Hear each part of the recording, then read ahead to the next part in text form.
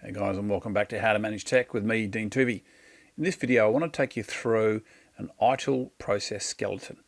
In other words, it's a set of very basic ITIL practices that are connected together to help you get a result, like a value stream is another way of looking at it.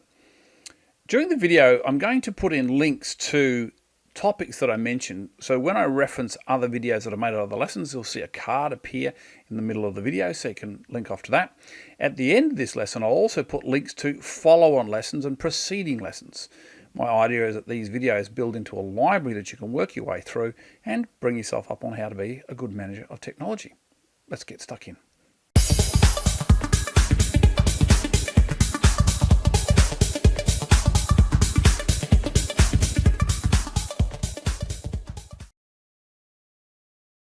In this video, I want to talk you through the first in a series around plan, build and run. These are the major stages in IT. It's a fairly well-trod model. We're transitioning from some earlier versions of ITIL to the newer versions of ITIL, and that plan, build, run model still holds. Or if you want to think about it in terms of strategic, tactical and operation. Long-term planning and thinking, medium-term tactical 6 to 18 months around solutions and designs, operations, and run in the short term, living from minute to minute, week to week, day to day. Let's get stuck in. You'll remember that we spoke last time about the four main areas that are required to build a solution. So we have business analysis, project management, architecture, and IT service management. In the IT service management space, one of the most popular frameworks out there is ITIL. What I want to do with you today is I want to talk to you about IT service management. And what I want to do now is I want to walk you through a set of ITIL practices that come together into what we call a value stream and how they operate end to end to help you achieve a result. What I want to do is I want to start with a user contacting the service desk. What we have now is a user and they're contacting a service desk. And I'm going to draw the service desk like this as a group of people. I'm just going to use a box to denote that group of people.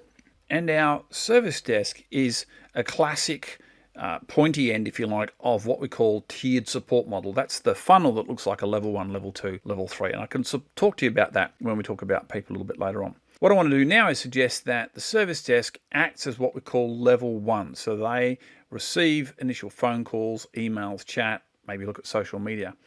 I also like to think of my services as acting like a knowledge hub, and they're harvesting knowledge from the user community and back out to the user community, providing that first level of response. One of the main things that the service desk does is respond to user incidents. And so let's add that into our drawing. If I have a user ringing up reporting an error, one of the things that the service desk is going to do is they're going to log a ticket, or what we call an incident. And the whole purpose of incident is to fix it quickly. All right, this is a fast response to problems in the user community. Now, we also have incidents that are major incidents that affect infrastructure, and typically we're expecting those to be found by our event management and by our operational teams. And it's not uncommon for some of these incidents to be found by the service desk as well, and they first to hear about it through user reports.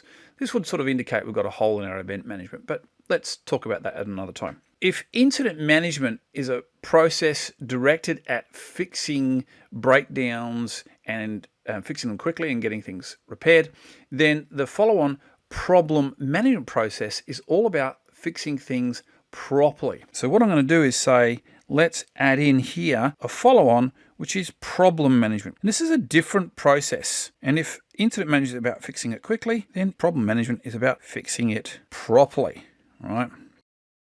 And so what that gives us then is two of our most important ITIL processes. One directed at fixing things quickly via level 1 and rarely level 2, level 3 specialized support, especially for users. And the other, problem management, about fixing things properly. Typically that's doing a bit of R&D, replicating the issue and so on. And that is more technical. That's often done more at that level 2, level 3 support. Now, one of the most common ways of fixing a problem is typically to use change management, to change, add, modify or remove part of the infrastructure, part of the application, part of the services. And so what I'm going to do now is add in the change management process into our chain and show that here we are raising what we call a change request. And this can take the form of a user story going onto a backlog, or as I say, change request being logged into a service management tool. And that essentially is a record that we're going to do some work. We're going to modify something. What it does by logging a change record is create visibility, allow socialization of the change, allow people to comment on how they think the change is going. But these three processes are amongst the most powerful in ITIL.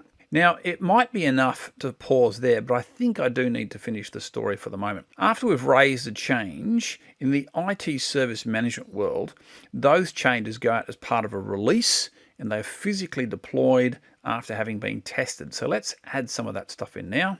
So change uses a practice called release management to do the build, test, and deploy, including planning and coordination and communication. And that works with a deployment management, which is the technical work of physically rolling out updates. And what happens there is we're going to send out to different live environments the necessary change. And effectively what happens is we deploy the bug fix or the patch or replace the network card that was causing the incidents. And hopefully if we've nailed the root cause that was identified in problem, the incidents go away and they don't return. Okay, so that is an example of end-to-end processes working together in a value stream to restore value back to a user who's having an application error. Okay, I'm going to leave it there for now. That's the core processes that ITIL has to offer the IT industry. In my next lesson, I'm going to expand on that with what you might call supporting processes to fill out the ITIL skeleton. Join me there. I really hope you're learning how to manage your tech. I'm Dean Tuvey. Thanks for joining me. If you like this video, then hit the like button and subscribe. Remember to hit the bell notification so you'll be updated when I release a new lesson. And feel free to share this lesson with anyone you think who might get value out of it. I've added some cards to the next lessons you might want to watch after this one. Feel free to ask me any questions or leave a comment below, along with any ideas you have for future videos. Thanks very much for watching. I look forward to chatting to you more soon.